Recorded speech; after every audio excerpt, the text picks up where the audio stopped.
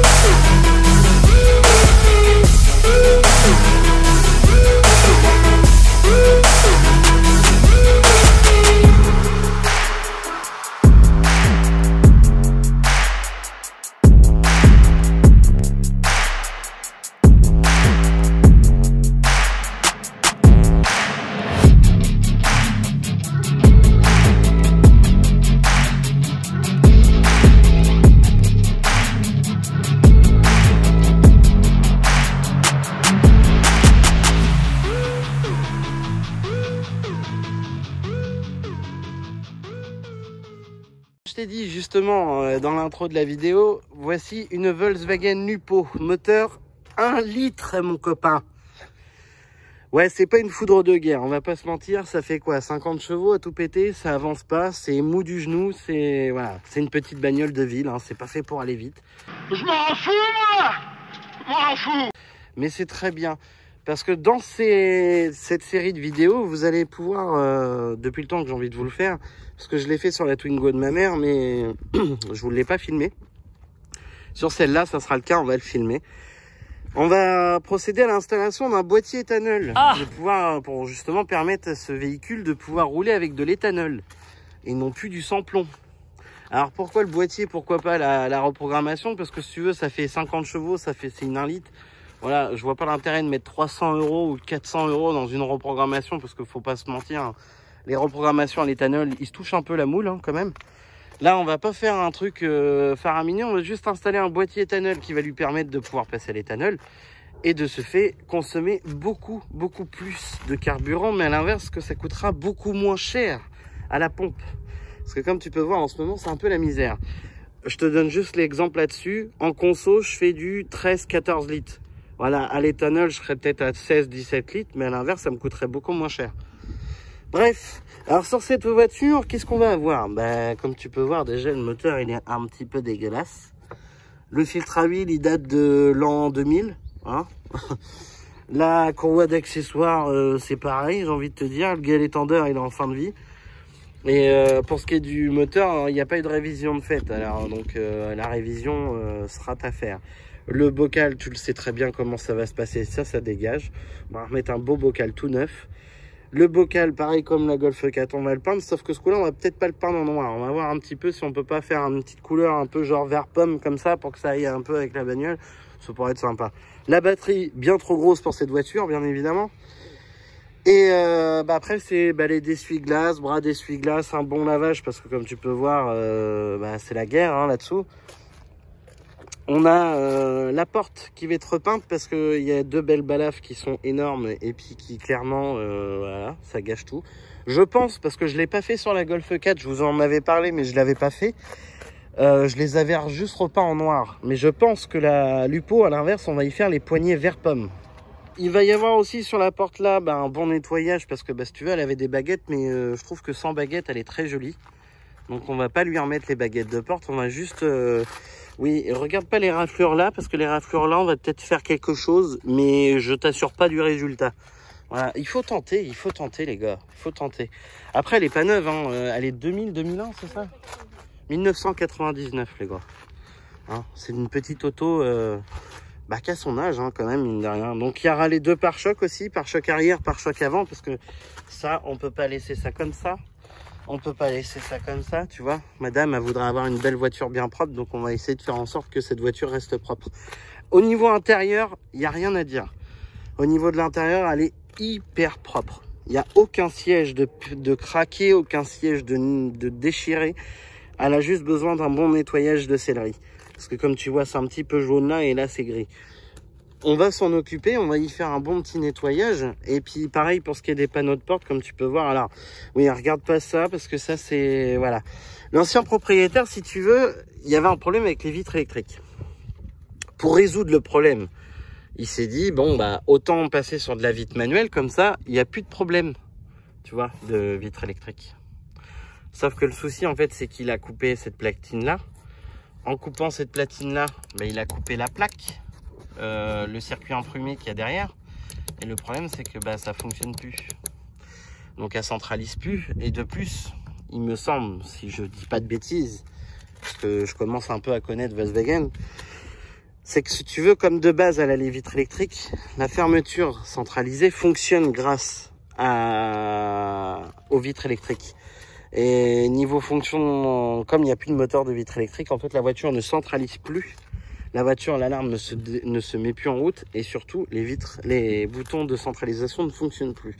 Comme tu peux voir, il y a aussi ça, tu vois, qui va pas. Voilà, ça va falloir faire quelque chose parce que voilà, le but c'est pas que la voiture elle pourrisse, hein, bien évidemment. Le truc c'est que la voiture fasse encore bien des années. L'avantage de cette auto là, c'est que je sais pas encore, hein, je l'ai pas fait, mais normalement c'est soit critère 2, soit critère 3. Je pense plus à critère 2 parce que c'est qu'un moteur 1 litre. Il va y avoir l'aile avant aussi qui va être à repeindre parce qu'en fait le vernis il saute.